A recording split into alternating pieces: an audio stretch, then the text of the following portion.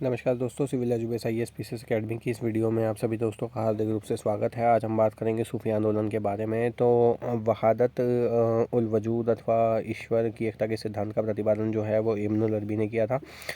सूफीवाद की फ़ना फिश शेख, फ़ना फिरसुल और फ़ना फिल्लाह सीढ़ियाँ हैं। 12वीं शताब्दी तक सूफी संप्रदाय जो है वो 12 सिलसिलों में विभाजित था।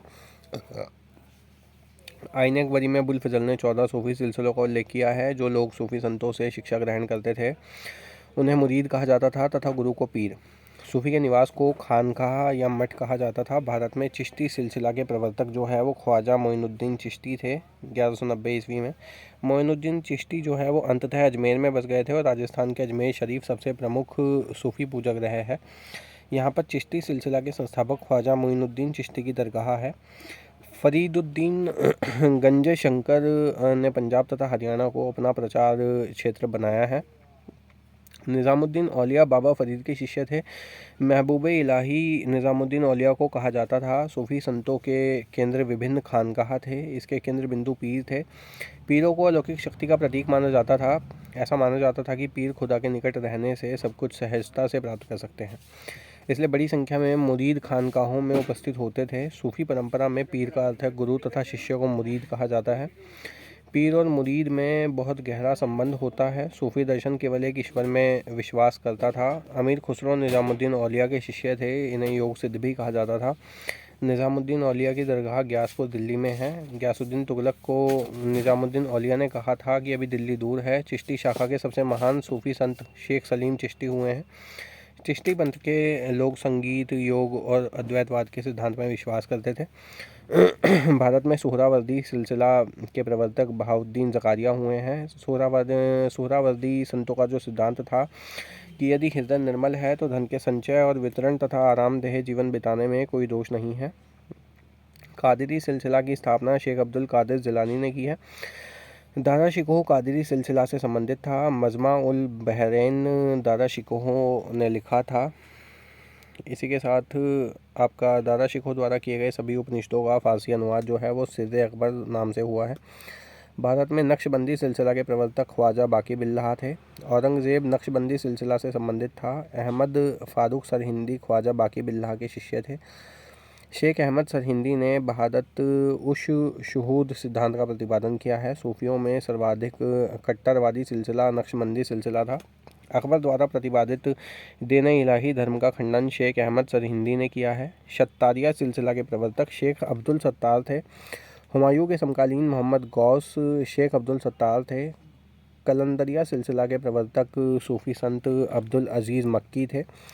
मदारिया सिलसिला के प्रवर्तक शेख बहाउद्दीन शाहमदार थे। भक्ति और सूफी दोनों आंदोलनों ने ही मूर्ति पूजा को नकारा है।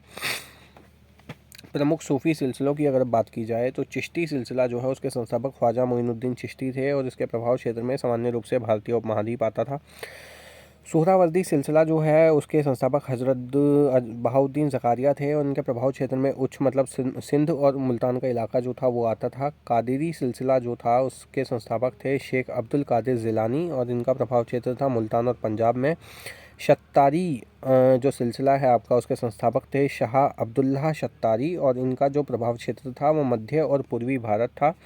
नक्शबंदी सिलसिले की अगर हम बात करें तो उसके जो संस्थापक हैं वो ख्वाजा बाकी बिल्लाह थे और इनका जो प्रभाव क्षेत्र था वो पंजाब और दिल्ली था। फिरदौसी सिलसिले की अगर हम बात करें तो इसके जो संस्थापक हैं वो शेख बदरुद्दीन थे और इनका प्रभाव क्षेत्र बिहार था। कुब्रविया सिलसिले की अगर हम बात करें तो इसके संस्थापक मीर सैयद अली हमदानी थे और इसका प्रभाव क्षेत्र जो है वो कश्मीर था। कलंदरी सिलसिले की अगर हम बात करें तो इसके संस्थापक शेख अबू बकर लूसी थे और इसका प्रभाव क्षेत्र जो है वो दिल्ली पंजाब था। प्रांतीय शैली के अंतर्गत निर्मित जो महत्वपूर्ण भवन हैं आज उनकी बात करते हैं कि जो अटाला मस्जिद है वो उसके निर्माणकर्ता इब्राहिम शाह शर्की हैं और जौनपुरी शैली में बनी है। जामी मस्जिद जो है उसके निर्माणकर्ता हुसैन शाह शर्की हैं, जौनपुरी शैली में बनी है। झजरी मस्जिद जो है वो इब्राहिम शाह शर्की निर्माणकर्ता हैं और जौनपुरी शैली में बनी है। पांडुआ की अदीना मस्जिद जो है उसके निर्माणकर्ता सिकंदर शाह शर्की हैं, जौनपुरी शैली में बनी है। मांडुआ किला के निर्माणकर्ता जो हैं वो हुसंग शाह हैं, मालवा शैली में बनी है। बाज बहादुर एवं रूपमती का जो महल है वो नासरुद्दीन शाह इसके निर्माणकर्ता हैं और मालवा शैली में बनी है।